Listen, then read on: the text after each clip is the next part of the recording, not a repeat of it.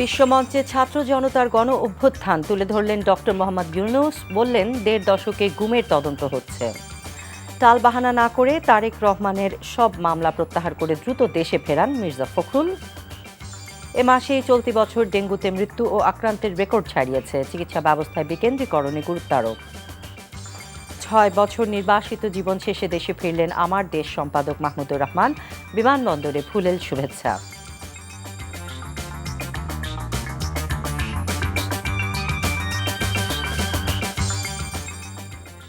আসসালামু আলাইকুম, ফারহানা জামান টিউলিপ স্বাগত জানাচ্ছি এনটিভির রাতের খবরে।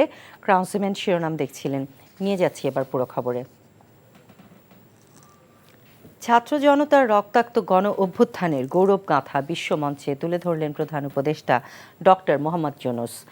জাতিসংঘের সাধারণ অধিবেশনের ভাষণে তিনি বলেন, ধ্বংসস্তূপ থেকে সংস্কারের মাধ্যমে নতুন বাংলাদেশকে পুনর্নির্মাণ করা হচ্ছে। ১.৫ দশকের গুম খুনের অভিযোগের তদন্ত চলছে। জানিয়ে তিনি বলেন, ন্যায় বিচার এবং ভোটের অধিকার ফিরিয়ে আনাই স্বৈরাচার মুক্ত বাংলাদেশের লক্ষ্য।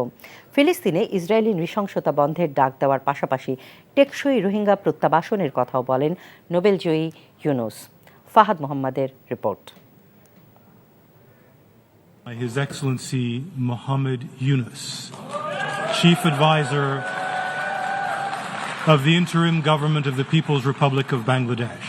জাতিসংঘের ৭৯তম সাধারণ পরিষদের অধিবেশনের ভাষণে বাংলাদেশের অন্তর্বর্তী সরকারের প্রধান উপদেষ্টা ডক্টর মোহাম্মদ ইউনূস প্রথমেই বিশ্ববাসীর সামনে তুলে ধরেন বাংলাদেশে জুলাই আগস্টে সংঘটিত ছাত্র জনতার বৈষম্য বিরোধী আন্দোলনের ফলে সৃষ্ট গণঅভ্যুত্থানে স্বৈরাচার শেখ হাসিনা সরকারের পতনের কথা।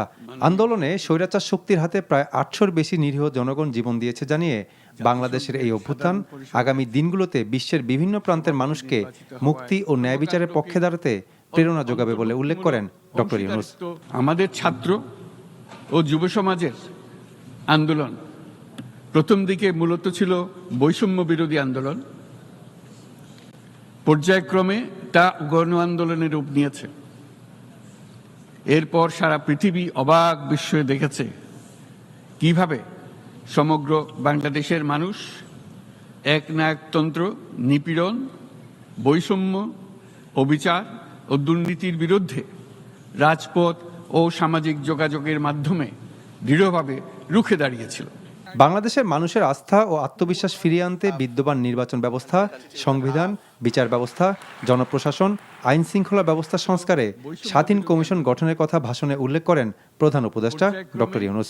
গুম প্রতিরোধে আন্তর্জাতিক কনভেনশনে যোগদানের কথা জানিয়ে বিগত ১.৫ দশকে যেসব গুমের অভিযোগ রয়েছে সেগুলো তদন্তে কাজ চলছে বলে জানান ডক্টর।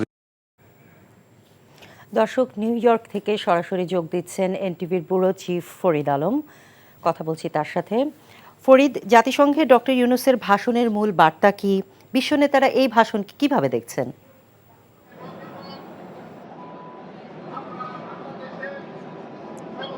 টিউলিপ, ধন্যবাদ। আপনি জানেন যে ডক্টর ইউনূস জাতিসংঘে আজকে যে ভাষণটি দিয়েছেন সেটা নিয়ে কিন্তু এরই মধ্যে ভাষণ দেওয়ার খুব বেশি সময় যায়নি, কিন্তু আমি সেখানে উপস্থিত ছিলাম। আমি একজন ইউরোপীয় ইউনিয়নের ডেলিগেটের সাথে এসেছে একজন কর্মকর্তা, যিনি আমাকে এত উচ্ছ্বসিত, এত ভূয়সী প্রশংসা করেছেন যে তার বিগত প্রায় ২৭ বছর যাবৎ তিনি জাতিসংঘ অধিবেশনে নিয়মিত আসেন, কিন্তু ডক্টর ইউনূসের এই বক্তব্য তাকে এত বেশি অনুপ্রাণিত করেছে যে সেটা আমাকে সে এক্সপ্লেন করতে পারছিল না। তা আমরা শুনেছি, আপনারা জানেন, বিশেষ করে ডক্টর ইউনূস কিন্তু যেসব বক্তব্য দিয়েছেন সেখানে আপনি জানেন যে জুলাই এবং আগস্ট বিপ্লবের যে প্রেক্ষাপট তিনি সেটা তুলে ধরেছেন, তাকে কিভাবে দায়িত্ব নিতে হয়েছে এবং দায়িত্ব নিয়ে মাত্র ৬ সপ্তাহের মধ্যে তিনি কি কি কাজ করেছেন সেই বিষয়গুলো তিনি বিশ্ব নেতাদের জানিয়েছেন। একই সাথে তিনি যে বিষয়টি সবার দৃষ্টি আকর্ষণ করেছেন তার বক্তব্যে, সেটা হচ্ছে তিনি কিন্তু ফিলিস্তিন ইস্যুতে এত স্পষ্ট ভাষায়, এত স্পষ্ট করে কথা বলেছেন যেটা বাংলাদেশের পক্ষে কেউ কখনো কোনোদিন বলেনি। ডক্টর ইউনূস সুস্পষ্ট করে কথা বলেছেন। তিনি বলেছেন যে ফিলিস্তিনিদের উপরে যে ধরনের নির্যাতন হচ্ছে, যে ধরনের হত্যা হচ্ছে, শিশুদের হত্যা করা হচ্ছে, সেই বিষয়গুলোকে কিন্তু তিনি খুবই গুরুত্বের সাথে তুলে ধরেছেন। এই বিষয়টিকে বিশ্ব নেতারা অসম্ভব দারুণভাবে গ্রহণ করেছে এবং তারা মনে করে যে এই ধরনের একটা বক্তব্য এই মঞ্চে দাঁড়িয়ে ডক্টর ইউনূসের মতো ব্যক্তির পক্ষেই হয়তো দেয়া সম্ভব, যেটা তিনি করেছেন।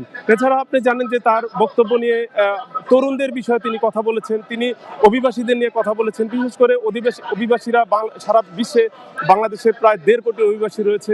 আপনি জানেন যে অভিবাসীদের পাঠানো রেমিটেন্সে কিন্তু বাংলাদেশের অর্থনীতি সমৃদ্ধ থাকে। তিনি তরুণদের উদ্যোক্তা হওয়ার কথা বলেছেন। তিনি চান যে তরুণরা যাতে কাজের বদলে কারো কাজ করার চেয়ে তারা যেন নিজেরা ব্যবসা করেন, সেটা ক্ষুদ্র ব্যবসা হোক, ছোট ব্যবসা হোক।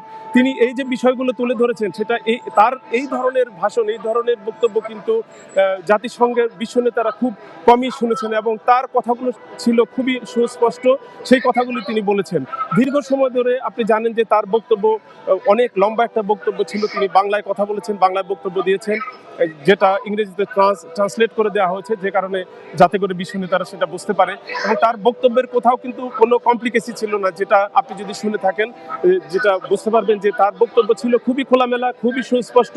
তিনি বাংলাদেশকে কিভাবে হাতে পেয়েছেন, তিনি বাংলাদেশ নিয়ে কি স্বপ্ন দেখেন, বাংলাদেশকে কোথায় নিয়ে যেতে চান, কাদের জন্য, এই যে তরুণ প্রজন্মের জন্য তিনি যে বাংলাদেশকে সাজিয়ে দিতে চান, এই বাংলাদেশকে যে একটা বিশ্ব দরবারে মাথা উঁচু করে দাঁড়াতে হলে বাংলাদেশকে যে অর্থনৈতিকভাবে সমৃদ্ধ হতে হবে, তরুণদেরকে কর্মোদ্যোগী হতে হবে, তাদেরকে কাজ করতে হবে, তাদেরকে ব্যবসা বুঝতে হবে, তাদেরকে সৎ হতে হবে, উদ্যমী হতে হবে, এই বিষয়গুলো কিন্তু খুব সুস্পষ্টভাবে তিনি বলেছেন।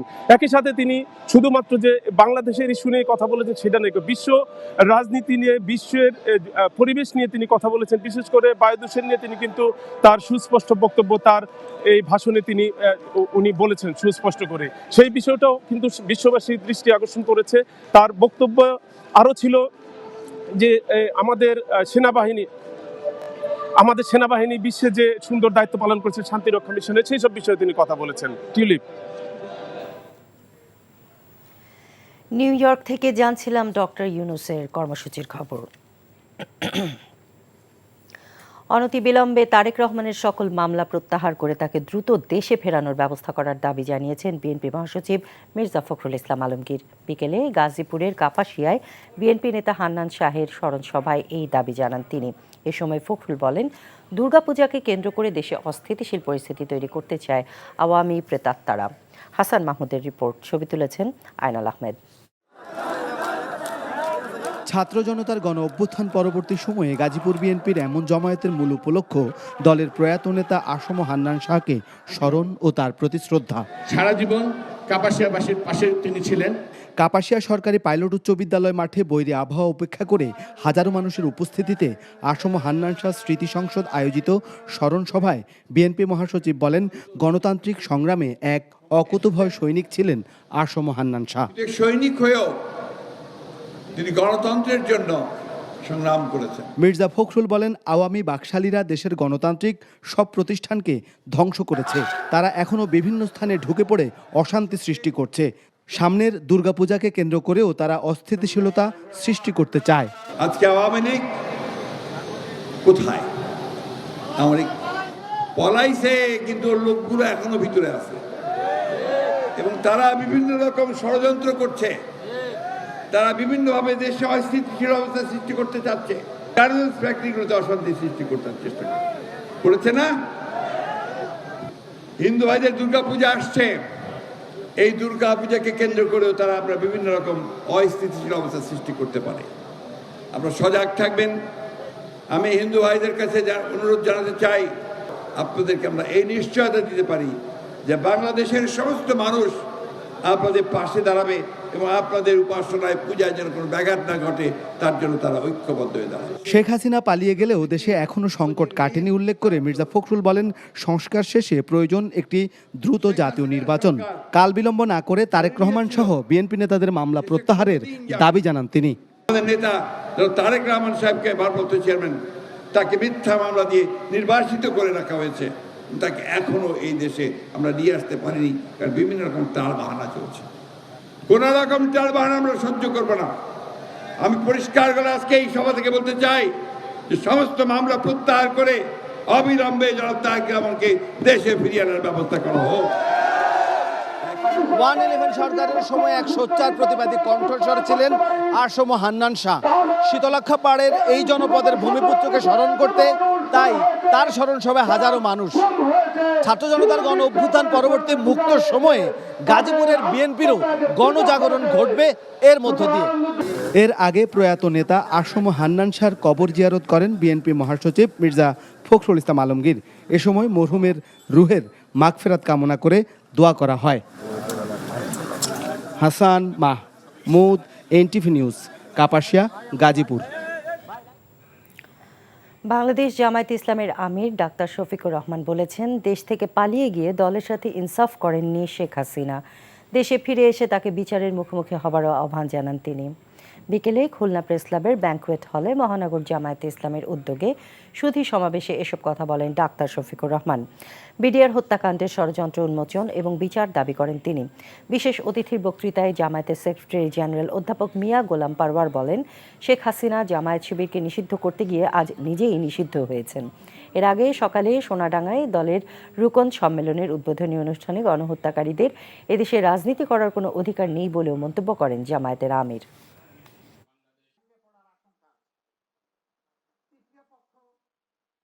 আমরা বলেছি আমাদের দলের উপরে জুলুম করা হয়েছে, আমাদের নেতৃবৃন্দকে হত্যা করা হয়েছে, আমাদের অফিসগুলো সিলগালা করা হয়েছে, আমাদের নিবন্ধন কেড়ে নেওয়া হয়েছে, আমাদের প্রতীক কেড়ে নেওয়া হয়েছে, আর শেষ মুহূর্তে দিশাহারা হয়ে আমাদেরকে নিষিদ্ধ ঘোষণা করা হয়েছে। দলের উপরে এই যে জুলুমগুলা করা হয়েছে, এর জন্য আমরা কোনো প্রতিশোধ নেব না। বহু সম্মানিত মানুষকে আপনারা অপমান করেছেন, এখন কই? এখন একটু আসেন, আপনাদের সেই বরকতময় চেহারাগুলো বাংলার মানুষ একটু দেখুক। সেপ্টেম্বরের প্রথম 25 দিনেই ছাড়িয়ে গেছে এবছরের প্রথম 8 মাসে ডেঙ্গুতে আক্রান্ত ও মৃত্যুর রেকর্ড। চলতি মাসে এখন পর্যন্ত বছরের আগের যে কোনো মাসের চেয়ে দ্বিগুণেরও বেশি রোগী ভর্তি হয়েছে। স্বাস্থ্য বিশেষজ্ঞরা বলছেন, এই পরিস্থিতি এড়াতে চিকিৎসা ব্যবস্থায় বিকেন্দ্রীকরণ জরুরি। মিসবাহ হাসানের রিপোর্ট। জ্বর, বমি আর শরীরে প্রচণ্ড ব্যথা নিয়ে 4 দিন স্থানীয় একটি হাসপাতালে চিকিৎসা শেষে মানিকগঞ্জ থেকে ঢাকায় এসেছেন এই ব্যক্তি। ডাক্তারের পরামর্শ অনুযায়ী সেবা দিয়ে চলছেন সহধর্মিণী, কিন্তু অবস্থার উন্নতি না হয় অনেকটা হতাশ। পরিস্থিতি ভালো না, ডায়াবেটিস 18 আর পেটিএম আছে 21,000। এখন খাবার দাবার কোনো কিছু খাইতে পারে না, শুধু বমি আর পেটটা ফুলে আছে। এমনভাবে এডিস মশার কামড়ে কারো 6 দিন, কারো আবার 9 দিন জ্বর। পরবর্তীতে পরীক্ষায় ডেঙ্গু ধরা পড়ায় ঠাঁই হয়েছে হাসপাতালের এসব বিছানায়। স্বাস্থ্য অধিদপ্তরের তথ্য বলছে, প্রথম 6 মাসে ডেঙ্গু আক্রান্তের সংখ্যা শতকের ঘরে থাকলেও গেল জুলাই থেকে এ সংখ্যা বাড়তে থাকে। এ মাসের প্রথম 25 দিনেই ভর্তি হয়েছে 13,714 জন। আমার অবস্থা খুবই ভয়াবহ ছিল। অহনো শরীর খারাপ আছে, ঠ্যাং ব্যথা করে, পা ব্যথা করে, একটু মোটামুটি সুস্থর দিকে আছে। জ্বর হালকা ছিল, পরে বমি টমি করছে, করার পরে মেডিকেল নিয়ে আসে। পুরো শরীর ব্যথা, আবার বুকে আবার গ্যাসও ছিল, কাশ। প্রথমে হওয়ার পরে আমি একদম গুরুত্ব দেইনি, এইটা না দেওয়ার পরে যখন শেষ মতি তখন আমি রিপোর্ট করি, রিপোর্ট করার পরে ডেঙ্গু ধরা পড়ে। বিশেষজ্ঞরা বলছেন, ডেঙ্গুর এই ভয়াবহ পরিস্থিতি উত্তরণে সবার আগে প্রয়োজন জরিপের মাধ্যমে এডিসের লার্ভা দমন করা। এখন যদি আমার 100 নতুন কর্মী নিয়োগ দিতে হয় একটা ওয়ার্ডে, আমি তাই নেব, সেটা খণ্ডকালীন বা দৈনিক মজুরি ভিত্তিতে। তাহলে এইরকম একটা নির্দেশনা আসা দরকার। সিটি কর্পোরেশন বা পৌরসভায় কোনো প্রজননের জায়গা নেই। এটা প্রথমবার হলো বড় আকারে এগুলো অপসারণ করা, আর তারপর হলো প্রত্যেক দিন করা। চিকিৎসা ব্যবস্থা বিকেন্দ্রীকরণের পাশাপাশি স্বাস্থ্য বিভাগকে আরও উদ্যোগী হওয়ার পরামর্শ স্বাস্থ্য সংশ্লিষ্টদের। Misbah Hasan, NTV news, Dhaka. Fascist Sheikh Hasina বিদেশি প্রভুদের নিয়ে ছাত্র জনতার বিপ্লব নস্যাতের চেষ্টা চালাচ্ছে বলে অভিযোগ করেছেন দৈনিক আমার দেশ পত্রিকার সম্পাদক মজলুম সাংবাদিক মাহমুদুর রহমান। দীর্ঘ 6 বছরের নির্বাসন শেষে দেশে ফিরে বিমানবন্দরে সাংবাদিকদের তিনি এসব কথা বলেন। এ সময় ফেডারেল সাংবাদিক ইউনিয়ন এবং ঢাকা সাংবাদিক ইউনিয়নের নেতৃবৃন্দ সহ বিভিন্ন পর্যায়ের বিপুল সংখ্যক সাংবাদিক ও ছাত্র জনতা বিমানবন্দরে তাকে ফুলেল শুভেচ্ছা দিয়ে বরণ করেন। নূর হোসেনের রিপোর্ট। দীর্ঘদিন পর দেশে ফিরেছেন মজলুম সাংবাদিক, দৈনিক আমার দেশ পত্রিকার সম্পাদক মাহমুদুর রহমান। বিমানবন্দরে তাকে স্বাগত জানায় সাংবাদিক সংগঠন সহ নানা শ্রেণী পেশার হাজারো মানুষ। আমরা উদ্বেলিত, কারণ আজকে বাংলাদেশের জাতীয় ইতিহাসে সবচেয়ে নির্যাতিত, সবচেয়ে ন্যায়নিষ্ঠ, বস্তুনিষ্ঠ সাংবাদিকতার অন্যতম পথিকৃৎ মজলুম সম্পাদক মাহমুদুর রহমান দেশে ফিরছে। প্রিয় মাতৃভূমিতে পদার্পণ করেই মহান রবের শুকরিয়া করেন মাহমুদুর রহমান। শ্রদ্ধার সঙ্গে স্মরণ করেন বিপ্লবের শহীদদের। নির্ভীক চিত্তে সত্য প্রকাশ করার কারণে আওয়ামী ফ্যাসিবাদী সরকারের রোষানলে পড়েন বলে জানান এই সাহসী সাংবাদিক। বলেন, শেখ হাসিনার জুলুমের বিরুদ্ধে সোচ্চার থাকায় তার নামে শতাধিক মিথ্যা মামলা দেয়া হয়। শেখ হাসিনা তার বিদ্বেষ চরিতার্থ করার জন্য আমি আদালতকে দিয়ে আমাকে 7 বছরের জেল দিয়েছে। এর বাইরেও আমি শুনতে পেয়েছি আমার নামে গোটা 5 অ্যারেস্ট ওয়ারেন্ট অপেক্ষা করছে। রোববারে ইনশাআল্লাহ আমি নিম্ন আদালতে গিয়ে হাসিনার দেওয়া সাজা এবং অ্যারেস্ট ওয়ারেন্টের মোকাবেলা করব। জুলাই বিপ্লবের পরাজিত শক্তি এখনো ষড়যন্ত্র করছে জানিয়ে সবাইকে যে কোনো মূল্যে ঐক্য ধরে রাখার আহ্বান জানান মাহমুদুর রহমান। আপনাদের লড়াইয়ের সাথী হিসেবে আমার অনুরোধ যে আপনাদের মধ্যে যেন কোনো অনৈক্য না আসে, কোন রকম অনৈক্যের ফাটল ধরে যেন ফ্যাসিবাদ আবার বাংলাদেশে মাথাচাড়া না দিয়ে উঠতে না পারে। ফ্যাসিবাদের কবর হয়েছে, ফ্যাসিবাদের পতন হয়েছে, কিন্তু সেটা যেন চিরদিনের জন্য হয়ে যায়। এই কারণে আপনারা যারা লড়াই করেছেন, যে ছাত্র জনতা, যে সমন্বয়করা লড়াই করেছেন, সবাই ঐক্যবদ্ধ থাকুন। বিমানবন্দর থেকে সরাসরি অসুস্থ মাকে দেখতে হাসপাতালে যান আমার দেশ পত্রিকার সম্পাদক মাহমুদুর রহমান। নূর হোসেন, এনটিভি নিউজ, ঢাকা।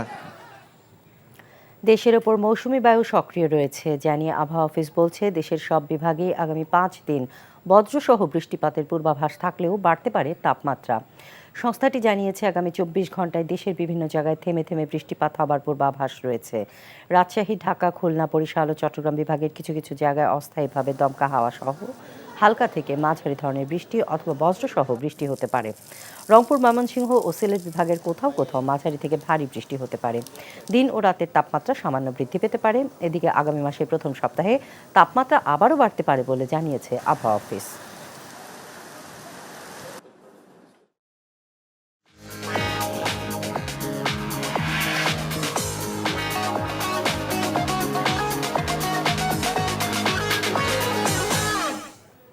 নগদ নিবেদিত অর্থনীতির খবর।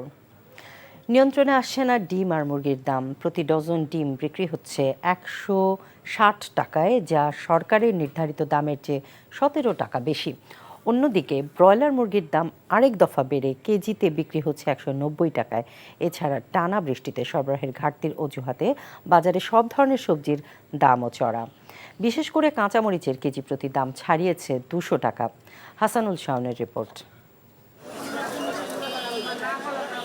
গত 15 সেপ্টেম্বর প্রতি পিস ফার্মের মুরগির বাদামি রঙের ডিমের দাম 11 টাকা 87 পয়সা নির্ধারণ করে দেয় সরকার। সেই হিসেবে প্রতি ডজন ডিমের দাম দাঁড়ায় প্রায় 143 টাকা। কিন্তু বাজারে দাম অনেকটা বাড়তি। ক্রেতাদের ডিমের ডজন কিনতে হচ্ছে 160 টাকায়। সেই দামে তো পাচ্ছি না, দেখলেনি 160 টাকা নিল। এখন আমরা কি করব বলে? ডিম কিন্তু অ্যাভেলেবেল আছে, সব জায়গায় আছে, এখানে কিন্তু কম নেই কখনো। তা সেই তুলনায় এরা একটা সিন্ডিকেট ব্যবসার মতো করে ফেলছে এটা, যেটা কিনা এরা নিজেরাই নিয়ন্ত্রণ করে। বিক্রেতারা বলছেন, পাইকারি বাজারেই ডিমের দাম বেশি এবং আপাতত দাম কমার সম্ভাবনা নেই। পাইকারি বলে ওরা বলে আমরা যেভাবে কিনতি সেইভাবে বিক্রি করতে, কমানো বাড়ানো মালিক তো হচ্ছে খামার মালিক। আপাতত কোনো লক্ষণ দেখা যাইতেছে না, বরঞ্চ আমরা এখন বাড়তেছে, আরো রেট বাড়ছে। অন্যদিকে বাজারে সোনালী মুরগির কেজি বিক্রি হচ্ছে সরকার নির্ধারিত দাম 270 টাকায়। তবে নির্ধারিত দামের থেকে 10 টাকা বেশি দামে বিক্রি হচ্ছে ব্রয়লার, কেজি মিলছে 190 টাকায়। ব্রয়লার গত সপ্তাহে ছিল 180 টাকা, আজকে 190 টাকা, 10 টাকা বেড়েছে। সাইডে একটু মাল কম আছে, এরকম আমরা তো এটাই বুঝি আর কি, এই কারণে দামটা বাড়ছে। কদিনের টানা বৃষ্টির প্রভাব পড়েছে সবজির বাজারে। সরবরাহ কম হওয়াতে প্রায় সব ধরনের সবজির দামই বাড়তি। বিশেষ করে কেজিতে 50 টাকারও বেশি দাম বেড়ে কাঁচামরিচ বিক্রি হচ্ছে 200 থেকে 220 টাকায়। সবজি অধিকাংশ আইটেমগুলোতে দাম বাড়তি। কাঁচামরিচ আমরা আগে 150 টাকা 60 টাকা দিয়ে নিতাম, এই যে এখন 200 টাকা বেচতেছে। কাঁচামরিচ দাম একটু বাড়ছে, কেজি হইলো আপনার 200 টাকা। বৃষ্টির কারণে দাম একটু বাড়ছে। বৃষ্টিটা তো না হয়তো কয়েকদিন পরে হয়তো তাহলে মরিচ 80 টাকা 60 টাকা মনে থাকতো। এছাড়া নতুন করে দাম না বাড়লেও বাজারে সব ধরনের চালের দাম বেশ কিছুদিন ধরেই বাড়তি। Hasanul Shaon, NTV news, Dhaka. বিগত আওয়ামী লীগ সরকারের সময় দেশে গুমের ঘটনাগুলোর বিচার বিলম্বিত হচ্ছে বলে অভিযোগ করেছেন গুম হওয়া ব্যক্তিদের পরিবারের সদস্যরা। বিকেলে জাতীয় জাদুঘরে নলিনীকান্ত ভট্টশালী গ্যালারিতে আয়োজিত গুম নিয়ে চিত্র প্রদর্শনী ও সেমিনারে এই অভিযোগ করেন তারা। মইদুল ইসলামের রিপোর্ট। আমার একটা প্রশ্ন ছিল, আমি কি সধবা না বিধবা? আমার সন্তান আমাকে প্রশ্ন করে আমার বাবা বেঁচে আছে। আমি সুশীল সমাজের কাছে এই প্রশ্নটা রেখে যেতে চাই। অনুষ্ঠানে অংশ নেয়া এই মানুষদের কেউ বাবাকে খুঁজে পাচ্ছেন না, কেউ স্বামীকে, কেউ খুঁজে পাচ্ছেন না তার ভাইকে। আওয়ামী লীগ সরকারের শাসন আমলে গুম হয়েছেন তারা। ছাত্র জনতার গণ অভ্যুত্থানে শেখ হাসিনা সরকারের পতনের পর এখনো খুঁজে ফেরেন গুম হওয়া স্বজনকে।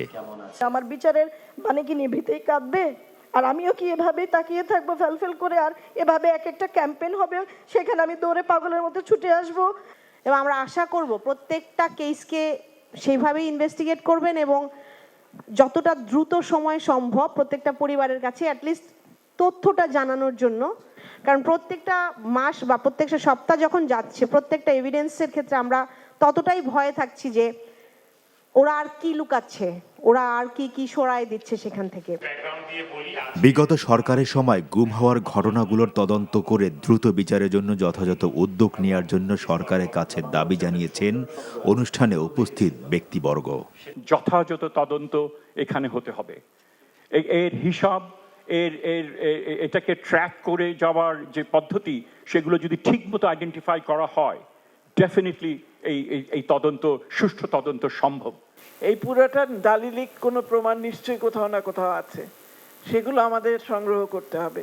তবে যেটা ভয়ের বিষয় সেটা হলো ইতিমধ্যে এগুলোর অনেক কিছু নষ্ট করে ফেলা হয়েছে কিনা। এবং অলরেডি বলা হচ্ছে যে থানা থেকে বলা হচ্ছে যে থানা আক্রমণ হয়েছে, আমাদের কাছে কাগজপত্র নাই। গুম হওয়া ব্যক্তিদের স্বজনদের সংগঠন মায়ের ডাক আয়োজিত এই আলোচনা অনুষ্ঠানের পাশাপাশি গুম হওয়ার ঘটনাগুলো নিয়েছিল আলোকচিত্র প্রদর্শনী। মইদুল ইসলাম, এনটিভি নিউজ, ঢাকা। সেনা কর্মকর্তা তানজিম সারওয়ার নির্জন হত্যাকাণ্ডে দায়েরকৃত মামলার এজাহারভুক্ত আসামি মোহাম্মদ সাদেককে কক্সবাজার থেকে গ্রেফতার করেছে র্যাব। বৃহস্পতিবার দিবাগত রাতে চকরিয়া থানার ফাঁসিয়াখালী থেকে তাকে গ্রেফতার করা হয়। প্রাথমিক জিজ্ঞাসাবাদে হত্যার সঙ্গে জড়িত থাকার কথা স্বীকার করে বলে জানিয়েছে র্যাব। গত 23শে সেপ্টেম্বর কক্সবাজারের চকরিয়ার মাইজপাড়া এলাকায় মাছ ব্যবসায়ী রেজাউল করিমের বাড়িতে একদল ডাকাতির প্রস্তুতি নিচ্ছে এমন সংবাদে লেফটেন্যান্ট তানজিম সারওয়ার নির্জনের নেতৃত্বে যৌথ বাহিনীর একটি টিম ঘটনাস্থলে যায়। এরপর একজন ডাকাতকে আটক করলে তাকে ছিনিয়ে নেওয়ার জন্য তার উপর হামলা করে ডাকাত দল। পরে গুরুতর আহত অবস্থায় তাকে হাসপাতালে নেওয়া হলে চিকিৎসক মৃত ঘোষণা করেন। বিএনপি স্থায়ী কমিটির সদস্য ডাক্তার AZM জাহিদ হোসেন বলেছেন, স্বাস্থ্য প্রশাসনের সর্বত্র এখনও আওয়ামী লীগের প্রেতাত্মারাই বসে আছে। তাদের বদলে এতদিন বৈষম্যের শিকার কর্মকর্তাদের নিয়োগ না দিলে কাঙ্ক্ষিত সংস্কার হবে না। দুপুরে রাজধানীর ইনস্টিটিউট অফ হেলথ টেকনোলজিতে বিশ্ব ফার্মাসিস্ট দিবস উপলক্ষে আয়োজিত অনুষ্ঠানে তিনি আরও বলেন, এই বৈষম্য চলতে থাকলে মানুষ ফুঁসে উঠতে পারে। সঠিক কাজের মাধ্যমে সরকারের দক্ষতা প্রমাণ করতে হবে বলেও উল্লেখ করেন তিনি। দেশের রোগীদের বিদেশে যাওয়া বন্ধ করতে হলে স্বাস্থ্য খাতের আরও উন্নয়ন করতে হবে বলে মন্তব্য করেন AZM জাহিদ। ফার্মাসিস্টদের যৌক্তিক দাবি লিখিত আকারে সংশ্লিষ্ট কর্তৃপক্ষকে দেবার আহ্বান জানান তিনি, আর নিজেদের মানোন্নয়নে পদক্ষেপ নেবারও পরামর্শ তার।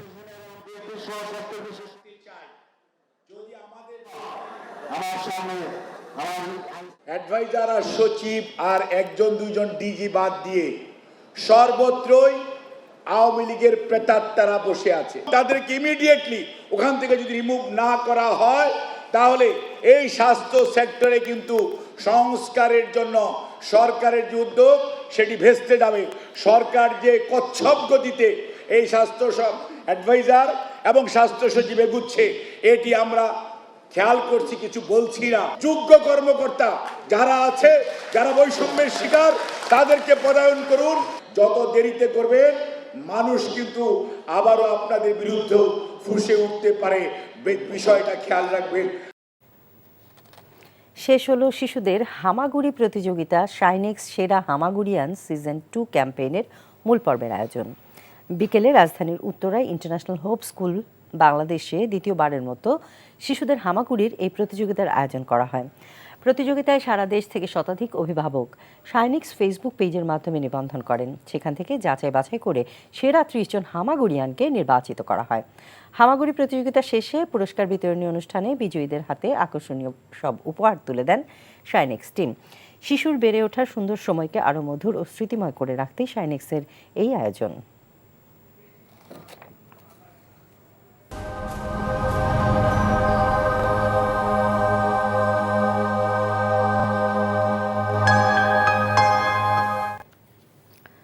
আন্তর্জাতিক সংবাদ।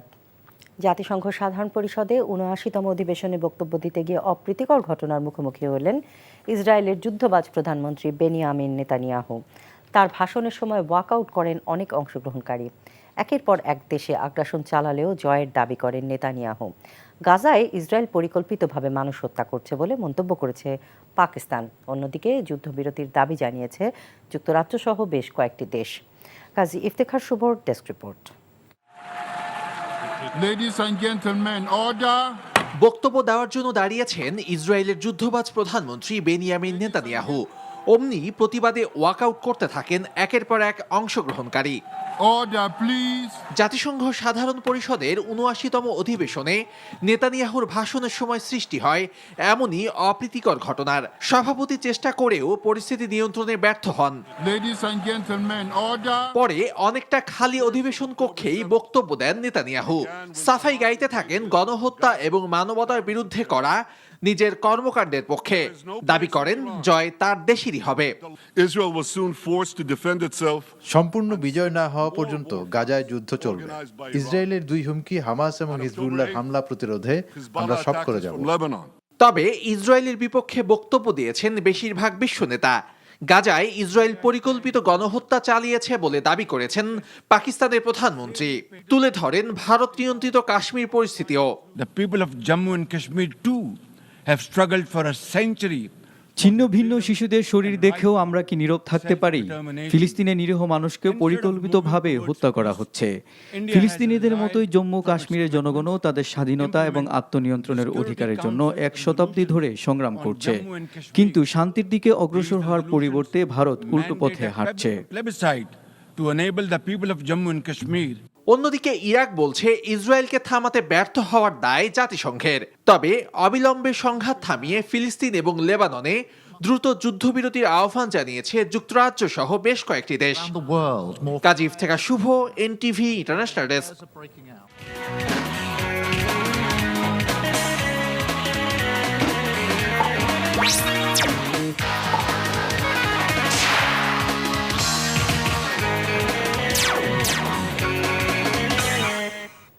ইস্পাহানি প্রিমিয়ামটি খেলার খবর। কোনো ক্রীড়া সংস্থাতেই 2 মেয়াদের বেশি একই পদে কেউ থাকতে পারবেন না বলে জানিয়েছেন ক্রীড়া উপদেষ্টা আসিফ মাহমুদ সজীব ভুইয়া। জাতীয় ক্রীড়া পরিষদ থেকে সকল ফেডারেশনের জন্য একটি সাধারণ নির্দেশিকা দেওয়া হবে বলে জানিয়েছেন তিনি। যারা আসলে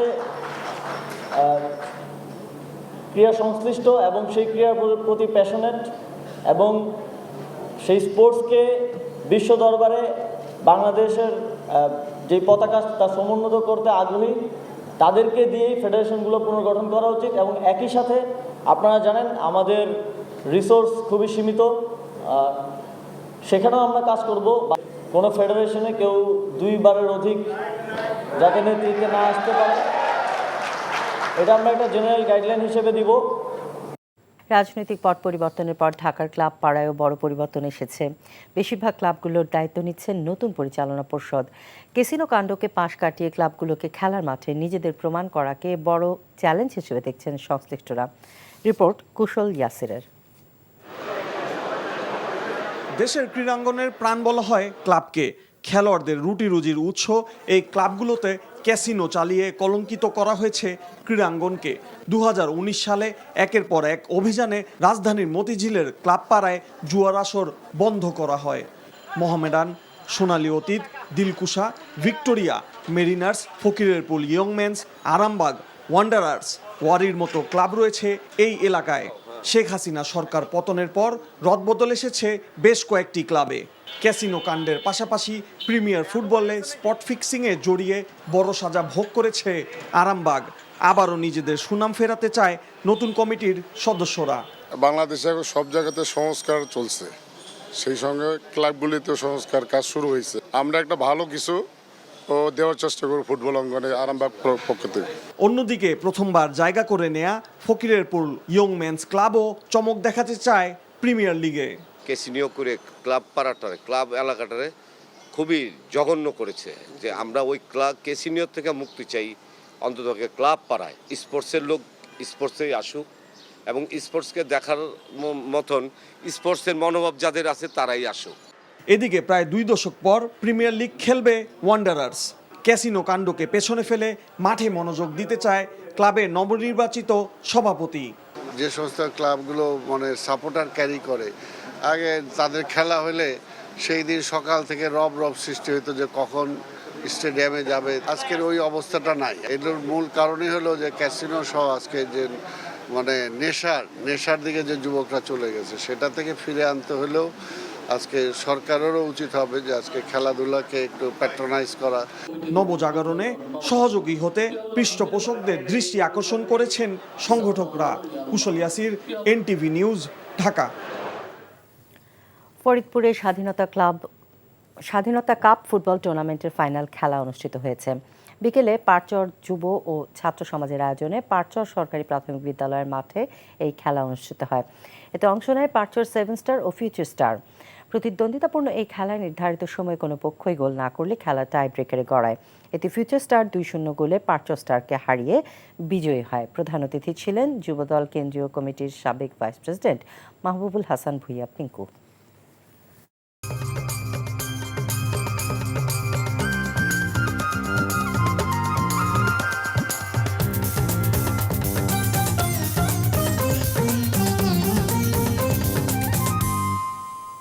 সংস্কৃতির খবর। রাজধানীর লালমাটিয়ায় শুরু হয়েছে আলিঙ্গনে মিলছুট শিরোনামে দ্বৈত শিল্প প্রদর্শনী। বিকেলে লালমাটিয়ার কলাকেন্দ্রে এই শিল্প প্রদর্শনীর উদ্বোধন হয়।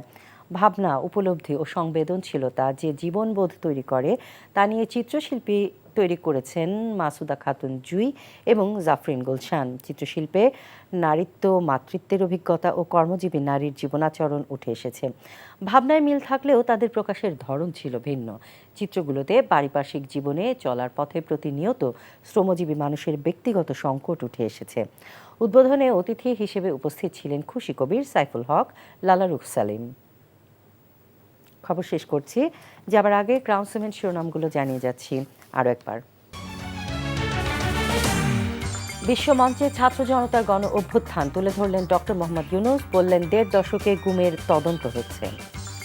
টালবাহানা না করে তারেক রহমানের সব মামলা প্রত্যাহার করে দ্রুত দেশে ফেরান মির্জা ফখরুল। এই মাসেই চলতি বছর ডেঙ্গুতে মৃত্যু ও আক্রান্তের রেকর্ড ছাড়িয়েছে। চিকিৎসা ব্যবস্থায় বিকেন্দ্রীকরণে গুরুত্ব আরোপ। 6 বছর নির্বাসিত জীবন শেষে দেশে ফিরলেন আমার দেশ সম্পাদক মাহমুদুর রহমান। বিমানবন্দরে ফুলেল শুভেচ্ছা।